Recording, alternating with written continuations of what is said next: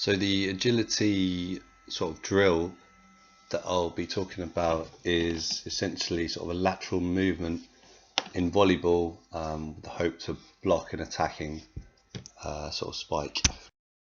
Before I start, I just want to say that due to a long-standing injury, I didn't want to risk doing the drill myself, so I've got one of my athletes performing the drill who is a volleyball player.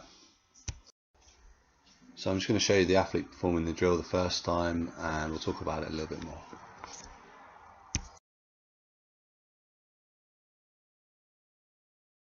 As you can see, it's a very simple drill. All it's simply about is getting from point A to point B and being able to jump pretty high and block a spike.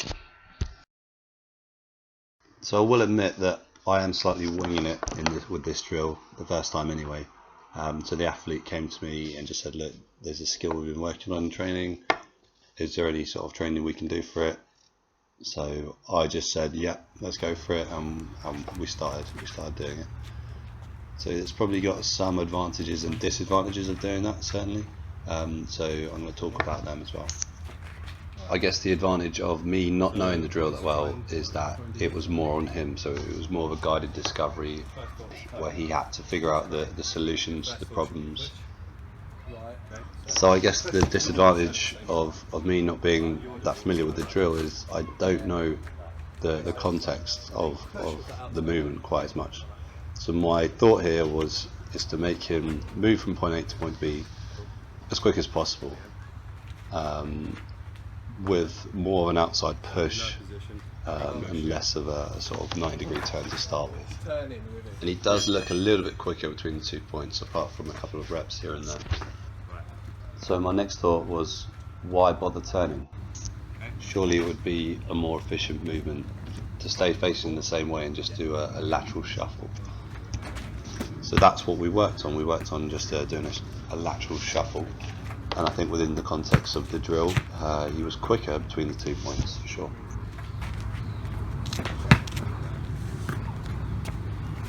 I guess I was wary of how drills can transfer over to performance. What I mean is, okay, great, he can do the drill now, but as soon as he's in competition, is he just going to forget this and move how he originally moved? So to sort of make it a little bit more specific, I made it more reactive, so he had to follow me and block and sort of forget about how he was moving and just do it. And originally looking at the video, I thought, okay, great, yep, he keeps moving, sort of a lateral shuffle, success. But on reflecting, I think he was just moving that way because of the constraints of the task. So he knew that I could change direction either way at any time, so that's the way he moved.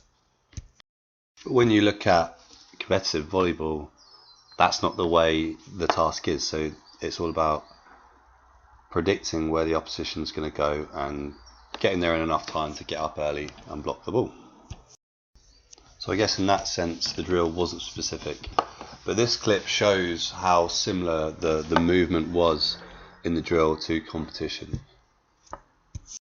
But as you can see, it's one big step, and they're essentially predicting where the ball's going to go and getting as high as possible, which isn't how the reactive drill is at all. So the reactive one, he was moving constantly side to side, which probably meant he wasn't be able to get as high as he would do if it was just a normal one step and jump. But nevertheless, the athlete enjoyed it, so I guess it could be used as a sort of warm up to a more sort of single step and explosive jump up drill.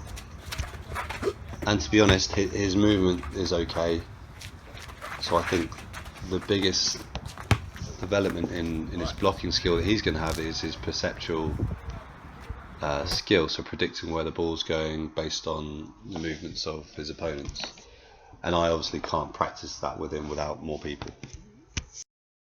Speaking to the athlete about what he thought about the drill and if it would actually help him, he made the point that the perceptual part of the skill, it's not going to make any difference, but it does provide just a dose of sort of vertical jumping which is obviously pretty important for a volleyball player.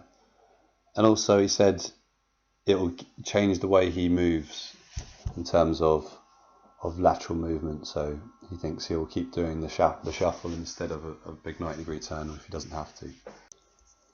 So in terms of reflections personally, I think I would spend more time getting to know the sport and the drill a bit better, and what I already did before, so working on the basic movement before you move on to any sort of perceptual elements of the agility drill.